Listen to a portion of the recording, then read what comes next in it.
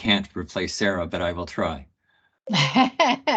Okay, so we have a really big group today, so it's probably going to be a little tricky to do a round table with everyone.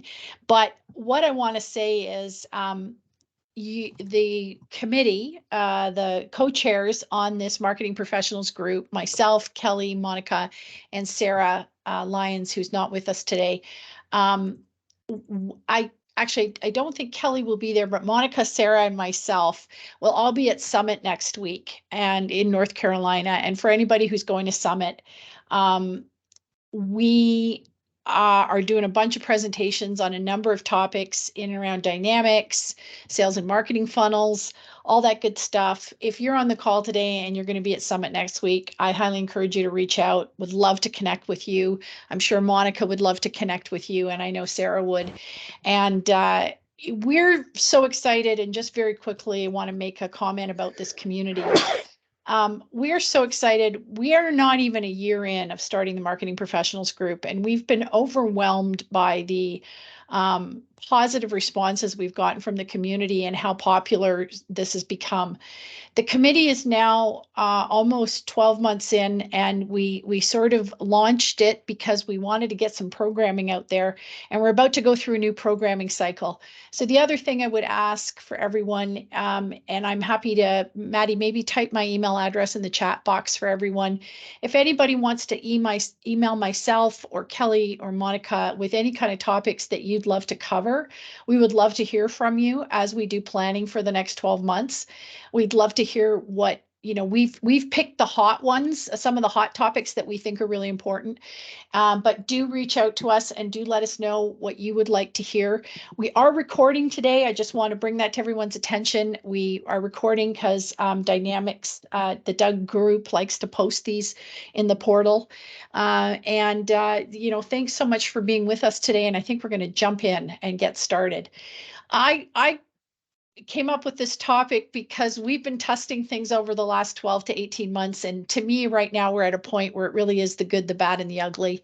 For anybody who's a Clint Eastwood fan or a fan of Westerns, you'll recognize that title, The Good, the Bad, and the Ugly. Of course, I'm dating myself by doing that, but it really is some things that we've learned the hard way with respect to what AI is all about. And I think we're just in the infancy of seeing the impact it's going to have on the marketing function, particularly SEO. We're going to get into that in a second. But, as marketers, we're all tap dancing as fast as we can.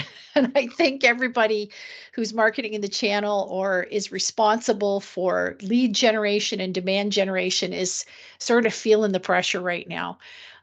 Because some of the channels that we might have used in the past are not performing that well. I can definitely speak to, some of the challenges we have now with email marketing and some of the challenges we've seen in with partners and managed service providers trying to keep using Google Ads as an example and really getting nowhere with it. And so we're about to embark on a new generation of content marketing, and AI is going to play a very big role in that. I've already introduced myself, and I also host a podcast with my producer, Maddie Ewell, who is on the call with us today, called Women Talk Tech. And I've been really focused on Dynamics 365 and trying to understand what's going on there. With respect to what we want to cover today, we want to talk about content development. What is AI content development, and how are people deploying AI? And we're also going to discuss a little bit Microsoft CoPilot AI. And John's going to bring us up to speed. And the reason that I asked John to join is he's been really following the market quite closely because we have a tool we built on AI. And he's going to kind of bring you up to speed about some of the latest developments because recently, ChatGPT is an example, and if I get this wrong, John, jump in, is now connected to the internet. And guess what? Now that it's connected to the internet and not just using its local database, a whole bunch of cool things are starting to get uncovered. One of the things, to be clear, GPT-4 is the paid version. So I think the generic one still is backdated a bit, but the new one, you can get very recent information. Absolutely. Yeah, absolutely. So, please leave a message and I'll get back to you as soon as I can. Okay. We have somebody's voice recording on there. All right, very interesting. There's always something fun that happens on these calls, so it's great. One thing I would ask the group today to sort of think about is, what era of marketing are you in? And this is really important because as we see new things coming out, just as we did when email marketing was upon us, and then AdWords were upon us as marketers, and all these different tools, if we just keep layering something on top of a shaky foundation, we're not going to achieve the goals that we want to achieve. So I always ask people, what era of marketing are you in? In the 90s, we saw the internet really start to take off and people starting to build websites, but they were by and large brochureware sites. As we got into the 2000s, email marketing really started to take off, and we were asking people permission to contact them and permission to have these dialogues via email, where in the past we might have had them over the phone. In the 2010s, we really saw a big impact that social media was making, in particular LinkedIn. And then in the 2020s, we've seen a huge uptake in marketing automation and tools like Influence, and tools that we're using to really start to manage that relationship and nurture that relationship. But we're into a new era of marketing. And I think before we stop to consider how AI is going to get used, we really want to take a minute and think about, where have we come? So for example, if we're not using marketing automation, just cranking out more content using AI is probably not going to help us very much, because it might be quantity, but it won't be quality, because our marketing automation system informs us about the quality of the leads we're generating, or the quality of the people that we're having conversations with and nurturing. So I think it's really important to take a hard look at that and be honest with where you are in your life cycle, and really ask yourself, are you ready for AI? Are you ready to take on AI and this absolute fire hose of content and data that it's going to start producing? And I want to make a comment of some of the things that we've seen Microsoft talking about over the last 4 months. Make no mistake, Microsoft's goal is to give us AI so that we can put as much data as possible in the cloud, and they can charge more money for it. And so when you think about it from that perspective, because this data has to go somewhere, and while it's great for us as marketers to be able to access it, to do research and do all of this thing, we also have to remember that the cost of managing this data is going to really start to go up. And that's why these tools are getting offered to us, is so we can suck in all this information. We'll talk in a bit about Sales CoPilot and a couple of other things that are happening. So there's a couple of conflicts that we're seeing right now in modern marketing. We're seeing browsing versus AI-driven research. And what do I mean by that? Well, browsing was we would open a Google browser and we do a search, and we get, if we've ever done a topic, over 3 million search results, of which we usually don't go past the home page or the first page, of which half is probably advertising that we skip and ignore. And we try to handpick through what the information is we're looking for. Whereas AI-driven research allows us to be very purposeful. It's very specific. We're in there asking very specific questions. And if we prompt it correctly, we get back pure information. Now, whether it's validated, we'll talk about that. But we get back pure information, and we don't have to declutter the advertising and everything on the homepage. That's both an opportunity for marketers, but then that means one of the important tools that we've used in the past, which is SEO and being on that first page, might not become relevant anymore. So the other conflict that we have right now is the comfort level people currently have with AI. And you're seeing lots of articles about whether or not that data can be validated. Does it automate a salesperson? I say no, but we still want to talk to human beings as humans, but there's a lot of things that are happening now where AI is taking over the charge. We think there's 4 possible futures for business, and this is based on our own research and our own observation of the marketplace. That you've got at the top, the high level of AI comfort. you've got at the bottom human interaction preferred. You've got on the right-hand side AI-driven research, and on the left-hand side browsing online.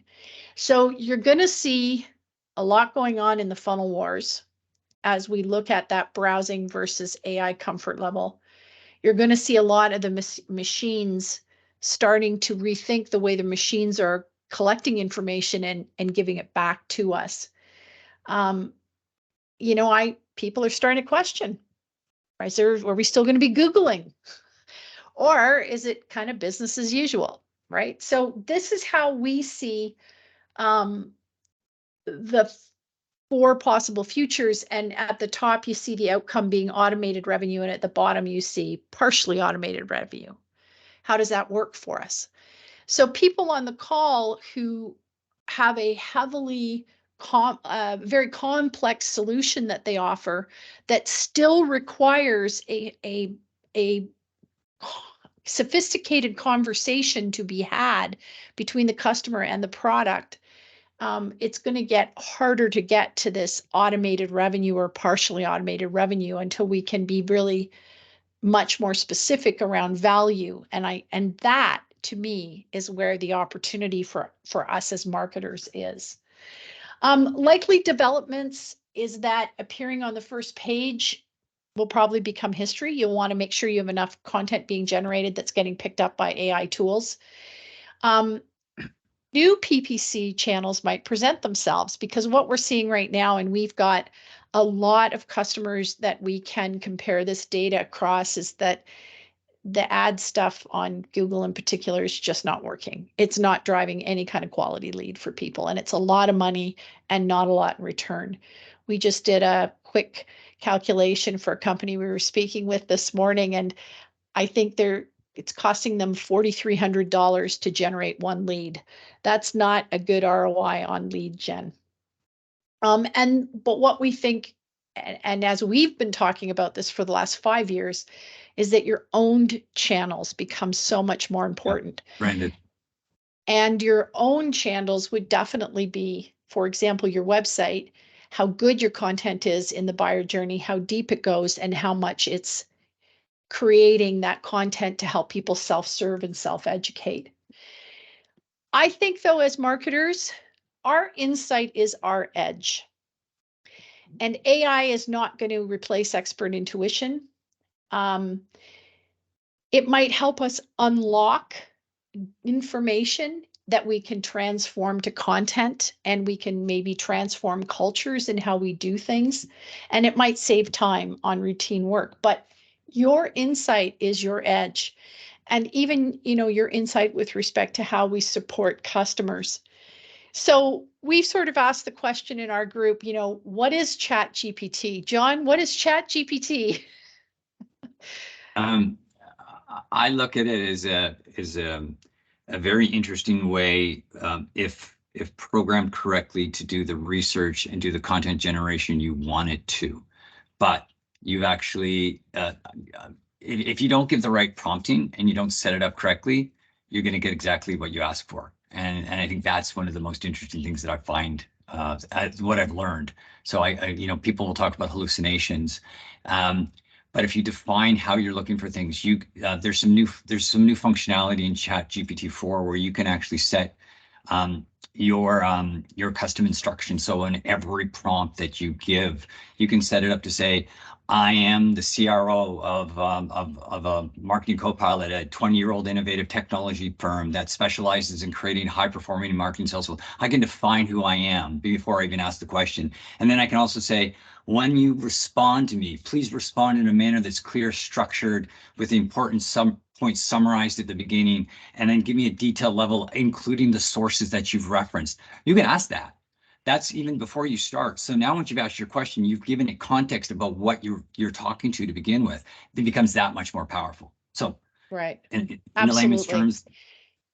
Yeah. So we've sort of started to think about how to use it. I know this is very rudimentary, but we're still exploring and testing. Maddie designs and writes a lot of lead magnets for our clients, and she's on the call. And Maddie, would you agree that this is how you're using it to do more rapid content creation, sort of that first draft, remix, research, and then helping to organize, but it's still the human element of understanding the business and how you're going to apply the insight. Would you agree with that? Oh, absolutely. I would say that it has significantly cut down the time that I take to research. And of course, there's still a fact-checking process that needs to happen with any piece of writing when you're using AI, but Right. it has made things a lot quicker and easier.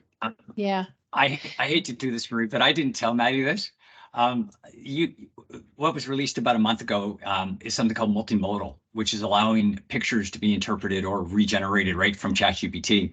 I took a screenshot of our webpage that you just redid, Maddie, and I just asked it generically, is this a good is this a well-designed web page? And it came on, you hit it great strokes. But then I started applying our methodology, and it's not a but, you kept passing, but we have a methodology that we've been using about, what is it? Can I afford it? Just that whole idea, am I driving the top left, top right, center? And I added that to the prompting, and all of a sudden it gave me a bunch of ideas as well as reinforce what we do really well. So you can really fine tune this, apply the right methodology, and wow, you can get some great output. So I'll show you what it looked like in a little bit, Maddie, but it's really cool. Maddie, I'm going to, oh, beautiful. Candace. Okay, I was just about to say, if anybody has any questions, please add them into the chat. We'll either incorporate them as we go or we'll talk about them at the end. And I think Candace just popped. Can you monitor the chat for me there, Maddie? I think Candace just popped a question in there. Could you read it out for everyone? Yes. So Candace asked, how did you ask it to review the website? Did you give it the URL? I think that's a question for John. I've been playing with it. I did. I'm in ChatGPT 4 and I'm also in Bard, and I get two completely different answers on the approach. So in my generic sense, all I said is www.marketingcopilot.com, a well-designed web page, and I got a. I'll send a screenshot later to whoever wants it, but it walks you through a detailed analysis about clear visual hierarchy, engaging graphics, concise messaging, audience segmentation, additional considerations. So we've been able to nail it down and actually really drill down on some things. All right, Yeah, Candace sorry, just said, I'm Anthropic. totally trying Yeah, this. And for everybody on the yeah, call. Claudia, that is Anthropic. That is absolutely, you've got to, there's a website called lmsys.org that has something called the chatbot arena that ranks all the different LLMs against each other. And it's really cool because you can see how they've evolved over the past little while. And the other thing I'm going to tell people is hang tight, because we have goodies in this presentation for you. And you're going to want to get your phones out and snap the QR codes, because we've got a tool we can take you to use called What's My Value Prop. And we also have our research guide that we put out, which we put out about 6 months ago. And everything's changing so fast, but I still think it's a good guide, and it sums up sort of what we're talking about today. So some of the strengths that we see, so some of the good that we see, it's capable of producing written content for a variety of industries, niches, and audiences. This is really important. If you're an ISV or a VAR and you have an industry specific solution that you're asking partners to resell, it's really important that you have really deep industry content for your audiences. And oftentimes people don't have that because the level of effort to create it and to drive it from an account-based marketing perspective is really hard. Again, that's why you need your marketing automation tool. But that's where we think it can really help. It can help with headlines, and everybody knows headline is 80% of the challenge. We all just want to read the headline these days. And it can be extremely fast. Now, what we've found is the initial draft is really fast, but we really collaborate with our clients to make sure that the tone and the language and the way we're saying things speaks to their specific market and their audience. And so that's where it takes time, because there's a lot of back and forthing between us and the customer. But getting that initial set of data together and not waiting for their subject matter experts to give us the detailed points really helps. The weaknesses that we're seeing is the content feels very auto-generated. We don't want to alienate relationships, because a big part of what we do is collaborating with our customers, and I'm sure you're collaborating internally and externally as well. And those relationships still really matter. And this recent introduction on the paid tool of accessing the internet is interesting, because what we were seeing, and as Maddie pointed out, if you're not fact checking, you can get yourself into a whole whack of trouble. And so you want to make sure that you're getting really good information when these tools come back together. Now, John did this test for us. I think this test is hilarious, so I hope you don't mind me sharing it with today. How much is 2 + 5? So the tool tells us, AI tells us it's 7. And John says, but my wife says it's 8. And then the tool says, well, 2 + 5 is actually 7, not 8. It could be possible that your wife made a mistake or misunderstood. John's response is, my wife is always right. And the response back is, I apologize, I must have made an error. My training data only goes up to 2021. And your wife, if your wife says it's 8, then it must be 8. So ChatGPT can be fooled. And it's just, factual content that builds trust is really important as we're out there trying to promote our services and our products. And that's why hybrid intelligence is really important, having that human element behind anything you're doing with the tool. If we visualize hybrid intelligence, and this is sort of a term that Marketing CoPilot's coined about what we think the future looks like, it's the idea of machines that have computational power, humans who have customer empathy, and that gives us insight and being able to guide people. And if you don't have that empathy, target market insights, values and feelings, intuition, if you're not using that today, then just layering on AI is probably not going to help you too much. So that's sort of where we say hybrid intelligence is so important. We always talk to people about how important it is to develop those buyer personas, to make sure that you know who you're targeting, who you're looking for, what your definition of a lead is, and all that good stuff. And so you identify their triggers. So you get that topic identified. You might use ChatGPT for researching and brainstorming.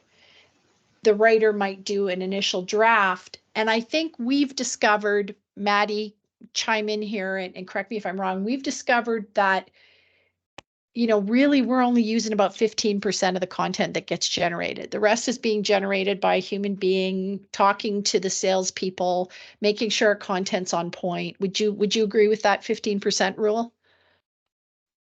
Yeah, definitely. I think that you definitely want to be putting out content that is, in line with the discussions that you're having. And I think that for me personally, ChatGPT, especially for social media stuff, serves as a really good jumping off point to kind of get things going. But there is still a lot of human intervention that goes into it. Yeah. So we did a test. If anybody wants to snap the QR code here and check this out, the final version, we put together a first chapter of a book we're writing on revenue engineering and how you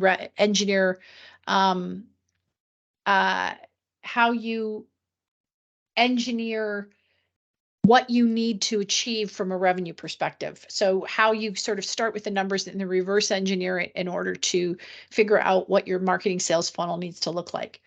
So we identified this as a thought leadership topic. We drafted a first chapter and then we sent it out to human beings. And you can find out where the final version is right here if anybody wants to grab it and download it. And basically the feedback we got is it's too academic.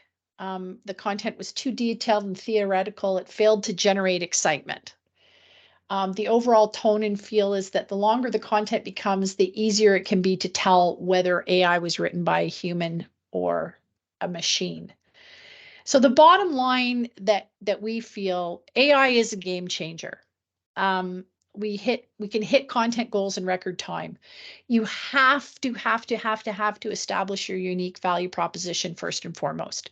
And if you don't have a unique value proposition and the only thing you can say about your product or service is will save you time or save you money, you're not going to get great differentiated information. Marketers are important. They're more important than ever because your strategy needs to resonate with those consumers. And just using these tools because it saves some time doesn't mean you've eliminated the need for that person. And because SEO is going to change forever, what is your strategy here? You really want to give that some thought. So where does Microsoft Copilot AI fit into all of this? They believe, and this is information that came right from their Work Lab Work Trends Index, and there's a link there for people to go grab that report that Microsoft put out. Digital debt is costing us innovation. People are struggling to find time and energy to get their work done, and therefore we're not innovating as much as we used to be. So therefore, people are thinking that AI is going to help fill the gap there. 49% of people say they worry AI will replace their job, but 70% say they're going to try to delegate as much work as possible to it. And every employee needs AI aptitude. So what we're learning is that being able to use AI and use it in whatever function you have is going to be hugely important. Already we're seeing CoPilot built into Word, PowerPoint, and Excel, which I personally am finding really interesting because I am terrible with Excel. My team will agree that my Achilles heel is an Excel spreadsheet, and being able to tell an AI what you want in the spreadsheet and being able to populate. What do you see in here, John? What do you think is good about this? G Suite recently launched Duet AI, which is actually embedded in your G Suite. So it'll work for those that are on the Google platform. It will work for Sheets and I can't think of the Pages and I can't think of the name of their Slides. So and essentially, as you're generating the content, you hit the slash and it'll pop up the instruction. You can give it instructions to do it. I have not tried to do the pivot table analysis. One of the problems of being in Canada, I have to set up with a VPN and say that I'm from the States to actually get access to some of them because the US gets earlier release. But I've been playing with it, but I have not been able to try it in Excel yet. And I'm excited to do that. I'm looking forward to doing the analysis of some of my spreadsheets. So I would love to hear anyone else that's been able to try something like that. I'm reading from the chat. Sorry, the chat window question. Has anybody else on the call today been able to use or build pivot tables with AI or, build anything in any of the Office suite, like really seamlessly? Does anybody want to weigh in here?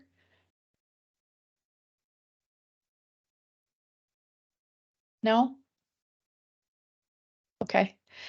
Yeah, I'm just curious. Okay. Okay. Cool. And what happened? Sorry, can you read it out, John, just in case people aren't seeing chat? I've asked ChatGPT to enhance data in a CSV file. We'll wait for the answer. Okay. The other interesting thing is, Maria, I typically do this sometimes, but I wouldn't mind driving home an example for you. So I was clowning around. I don't know if everyone knows on the graphic side of the world, there's all sorts of issues running onto it. And we're talking about value proposition and branding. And we're now where we were with ChatGPT on text, we're kind of doing that on imagery right now. And there's lots of copyright issues and all sorts of other things. But Maria, I'm stealing it for a second. You can take it back. I've been playing with Firefly, which is an Adobe product. I've also been playing with DALL-E 2, and I've also been playing with Canva. And I don't know if you can see, but the prompt that I gave it is draw me a picture of wheels and casters on a cart. And so literally it put some wheels and casters on a cart. What we were really trying to do was find these things here, which are called the casters. what they're working on is the ability for you to create a style. So I was able to upload a little image of what a caster and wheel is, and then I got it to reproduce it for me. So again, it depends on how you set up your request is going to make a big difference on the output you get. Now I can refine this to say I'm looking for a very specific thing, but again, if you just use it for give me this without any reference, you're going to get this, and it's not very useful. Yeah, that's a great, thank you. That's a great example. I love that.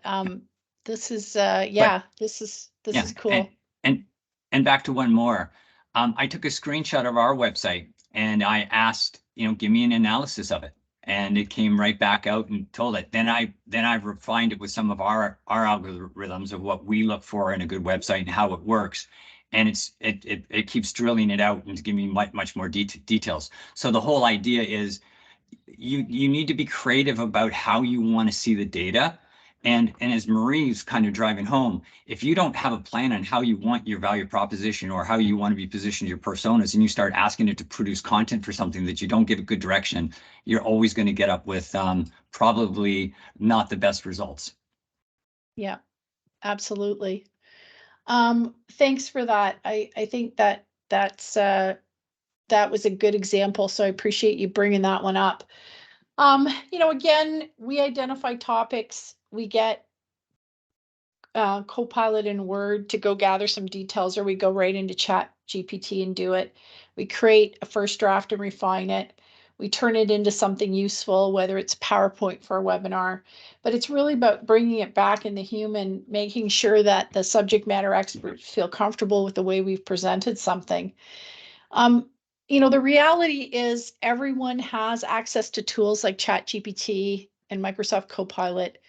Your differentiation is really the key to standing out. And so we believe that what it takes to build a high-performing marketing sales funnel is a unique value proposition, documented buyer personas so that you know exactly who you're looking for and what they care about, a valuable offer that you can make.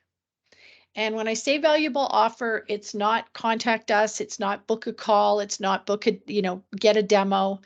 That's not valuable to the person in the buying phase. It might be valuable to them in the sales phase. It's not valuable in the buying phase. So you want to think about that valuable offer. We've obviously tested a lot of lead magnets, downloads, all of that kind of stuff. And I think it's the dawning of a new era that people are looking for more than that. They know that when they go to download something, you're just trying to get their email address. So I think we have to think carefully, particularly as IT providers, what that offer looks like. I've talked to a lot of people who said that offer now is going to be more video, and I'll be interested to see how AI deals with video. Video is great, but it's often time consuming to produce. So I'm really keen to see how people start using it in that way. There's Mary, other we things. just have another question in the chat that I think is pertinent to this. So Candace asked, how do you think that this will affect the gated versus ungated content debate? Yeah. Okay. So again, it comes back to the velocity and value of the offer you're making. And I believe there's certain content that people expect to see on a website, like case studies and testimonials and product sheets and spec sheets, and that they expect that would all be ungated.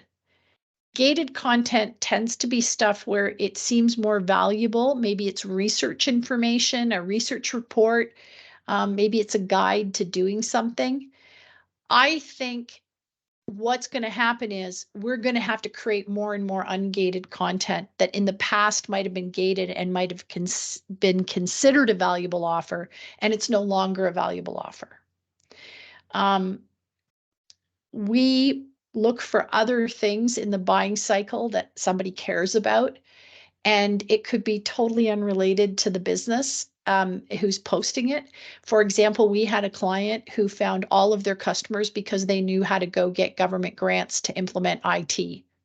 So we put up a guide to government grants, how to get government grants, and that was a huge lead magnet.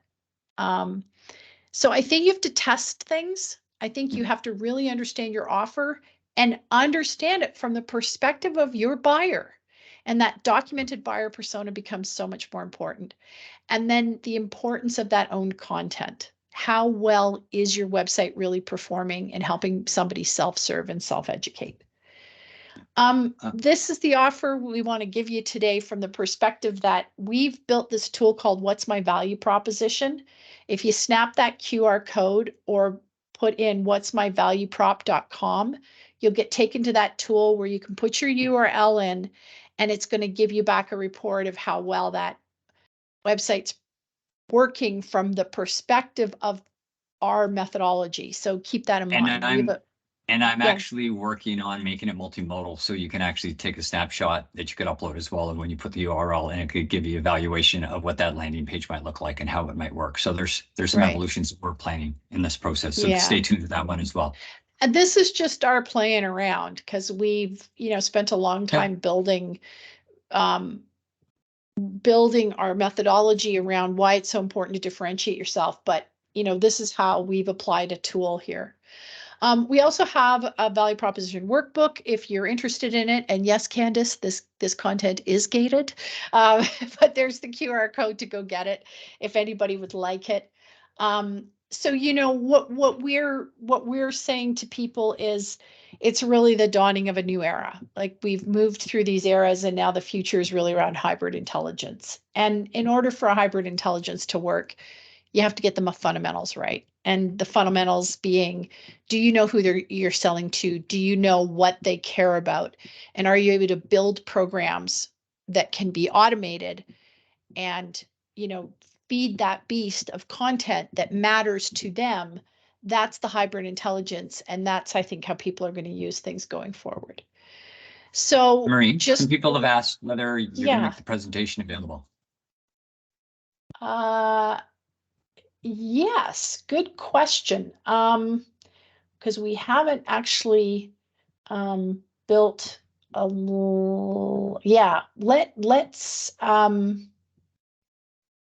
figure out how to distribute that. I think we have the presentation available when you go back up into the Meetup portal under the Doug Professional Group. I think you can go get it there, but we'll take that away. And we'll take that away and make sure that people do have a chance to go grab it. Any other questions we have coming in there, Maddie? What have we got? Just primarily about QR codes and just links to some things. Okay. Just making sure that people have access to those. Kelly just weighed in and said this will be on the Doug YouTube channel shortly. So usually we let it render and then we post it after the event, and you should be able to get it by end of day today. If that helps. So we could I do that? I absolutely could do that. I'll just drop the link in the chat here as well. That's for the value proposition workbook. Yes. So let's get that in there to the group so they've got that. I can do that. All shortly. right. So whoops. So just to recap, AI, definitely, you've got to start paying attention. You've got to be on tap to see what's going on here. You have to differentiate, establish that unique value prop. If you're a marketer, you have to keep stressing your importance. And, you really, I think we all really need to be sharing and learning where things are going to go with SEO, because I know that's a big part of everybody's budgets. And we need to be showing value there. If traditional SEO tactics aren't working anymore, what's going to be the next wave? I don't know, Kelly and Monica, if you want to weigh in on anything else here. I know what each of you do for your companies and for the channel is tremendous. And if there's anything you want to weigh in on here with respect to AI, I'd love to hear it. I think, Marie, you mentioned early on in the conversation, how AI is really going to influence SEO, and you need to be careful with what you're posting we at Influence, we have an agency side of the business as well as the marketing automation side of the business. And we've done some tests on it. And when we throw some prompts in there for specific content, it's actually coming back with content that we've created for clients, word for word. And so folks want to be careful about that, but you also want to make sure that I think, Marie, you touched on this really well. You're injecting that knowledge that the marketers truly have into the content, because that's not stuff that AI can grab off of somebody else's website. And also doing some custom research will give you that opportunity to really have that unique content that's going to rank well for SEO. But interested to hear how you think this AI is going to influence how much we rely on SEO going forward. Right. I think that question is still open for an answer. Maybe we should ask ChatGPT the question. And I think the reason I'm saying that is because we're seeing it producing poorer and poorer results for a lot of small and medium-sized business, unless you have really deep pockets and big budgets, and you can buy your way to the top. It's just, even spending $500 a month, you'd be better off taking $20 bills and running down Main Street and tossing them out. So I think we all have to pay attention. John, you were going to say something, sorry. Yeah, I think stay tuned is a really good thing to think to. Like in the last 2 months alone, the three main cloud providers have all said that we're in this in a big way. You've got Azure Machine Learning that has launched. You've got AWS Bedrock. You've got Google Vertex. But Google at their most recent conference came out and said, probably in the December timeframe, they're going to release something called Gemini, which is sort of the ChatGPT 4, ChatGPT 5 equivalent. So this is what could this be in one of those old IBM wait and see what you get? But I actually do think there's a whole rethink coming.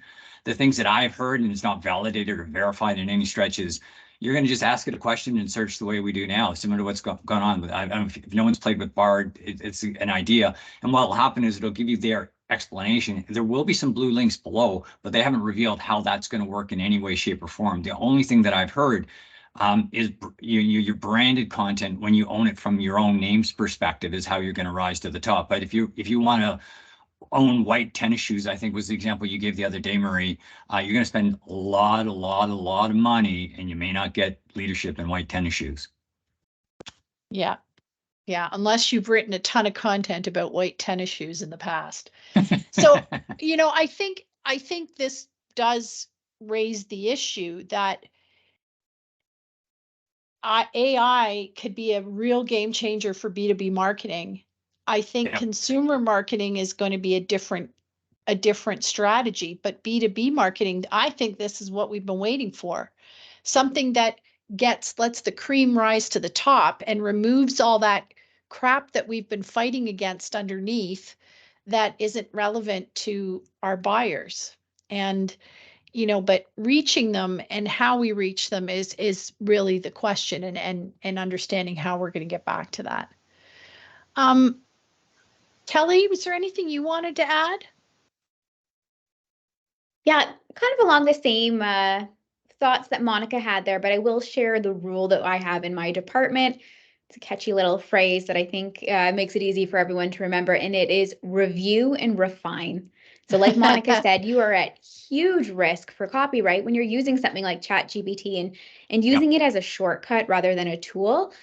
So within my team, everything has to be reviewed and refined. We would never publish something that came straight from ChatGPT, but we are certainly using it to help us get started and remove that blank white page paralysis that can sometimes happen at the beginning of a project. Yeah, absolutely. Great point. Great point. Audience, any questions? We had one more question. Yeah, so this, I think, we're starting to give really great insights here, but Keaton asked, from your experience and innovations in AI, what is one key advice you would have for us? So if you could sum up your advice in one key point, if possible. Well, the advice I would provide is start using it and figure out where it fits in your current program. I would start using it and figure out, is it accelerating my go-to-market strategy because I can do things faster? And if so, how can I use it to really get the right content that connects with people? Because it's really at the end of the day about whether your buyers in their buyer journey connects with you and wants to start building a relationship with you. And I think we've all forgot that because it's easy to spam people and it's easy to mass market through email and be lazy about it. I'd like to believe that we can use it now to be smarter in our current programs and with what we're doing. That'd be my advice. John, what would your advice be? Proprietary data. I think once we can get to the point where we can feel comfortable about training it and setting the weights appropriately on our own proprietary data, it's going to be a bonanza for us as B2B marketers. And so by that, I mean, I couldn't go off and do a campaign in certain regulatory markets without checking with my legal team, and I would always check with my legal team. But if I had a trusted source that it was trained on that knew all the rules and regulations, at least I could go to my legal team with an understanding that, hey, this is 95% sure. So if I'm not being clear here, what I'm really getting at is we haven't even really seen organizations in the medium and even the medium large type. You've got a trove of wealth of knowledge in your own companies. And, I still think we're probably 12 to 18 months away, but it's happening way faster than I ever thought it would. So I think there's some real power. And as marketers, we can learn so much about our customers, so much about our interactions, and so much about how we can drive a more effective value proposition into our customers. And so that's what excites me. I think that's a great point. Thank you. Couple of people are asking about other tools to do visuals, and I think some other people on the call are answering those questions. Yep. Maddie, do you have any preferred tools for generating images? Well, I predominantly use Canva for anything graphic design related, unless I'm doing something in an Adobe software, which at this point I haven't really done a lot of AI integration to anything with Adobe yet. Yeah. The Canva, which I know is very common for folks doing social media stuff, they have tools right in Canva that I've found to be useful for what I need to do. But, and this is maybe just my preference as a designer, I do really prefer to do a lot of the design stuff from scratch. And you're really good at it. So sorry. Thanks, John. So that's kind of my preference, but I definitely do think that there's tools that are being integrated into the software that we already use on a day-to-day basis, like Canva. It is still, I would say, pretty rudimentary. There's still some bugs going on, but I'm excited to see how the ones that are already integrated into the software that I use every day kind of improve and make things easier. So that's my 2 cents on the design side of things. Josh on the call just suggested Photoshop. One thing I will say to anybody who's on the call right now that does use Adobe or any of these tools and you're creating original designs, there are settings, especially in Adobe, where you can go in and say you don't want your artwork shared via Huge point. AI. Yep. And you can protect your custom stuff that you're building so that it doesn't get sent to the cloud. You can also do it in some cases with respect to content. So just start to look for those settings and start to think about what you want shared and what you don't want shared. I think that's a really important point about. It's a huge point. For Adobe, it's right when you start, when you hit the settings, you can go into it and you can go to privacy and you can actually just turn that off. Both for Josh and Phil, who was talking about the AI, Firefly is actually an Adobe product that's being integrated. The next gen is going to be integrated into the Photoshop. But yes, I know exactly what you're talking about, the generative fills and things like that. Really, really cool. Yeah. Yeah. We're into another generation of privacy. We gave up our privacy when we started posting everything about our lives on Facebook, and then we reined that back in because we realized that might not be the way to go. we've done it on other social tools, and now I think AI is set to challenge human beings yet again on what we want shared and what we don't want shared. But from a business perspective, if we're creating custom branding, we might just want to turn those settings off and make sure it doesn't go to the cloud. We have 5 minutes left. If there's any other questions, please feel free. Please email me. You have my address. You have Kelly's address. You have Monica's address. If you have any future topics you'd like to see us cover, we're very actively planning for the next year as far as what we want the user group to tackle as far as topics. I think we should probably add, if people are in agreement, I think we should keep the conversation on SEO going. I think the SEO one is going to unfold in the next 12 months, and I think we'd all like to stay on top of that. And if anybody wants to put their hand up and help us with that, please do. And as I said, I'll be at Summit next week. I know Monica will be at Summit next week, and I know other people will be there, and it will be great to connect with everyone. Any other questions? Anything else we can offer you, help you with? We do have a few more questions coming in about SEO on YouTube versus Google. That might be above my pay grade, that question. I might not be able to answer it. But we'll follow up on a couple of those questions if we don't have an answer. I don't know the answer to that question, so we'll have to dig that one out for you. Well, isn't YouTube Google? Yep. It is, but it's a different platform, and I think they actually have a slightly different search algorithm on it. Different algorithm. Okay. Yeah. So that's why it'll be Definitely a interesting to different see. algorithm. Yeah.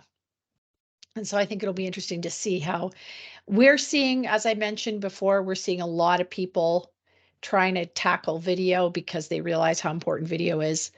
But sometimes it's a challenge to do it in a professional and cost-effective way and with the right content.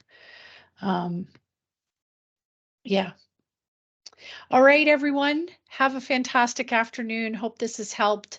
We'll get this up on the Doug channel shortly for those who want access to the slides and the recording. And Wow. I really look forward to keeping the conversation going. And please reach out next week if you're at Summit. Take care. Bye, everybody.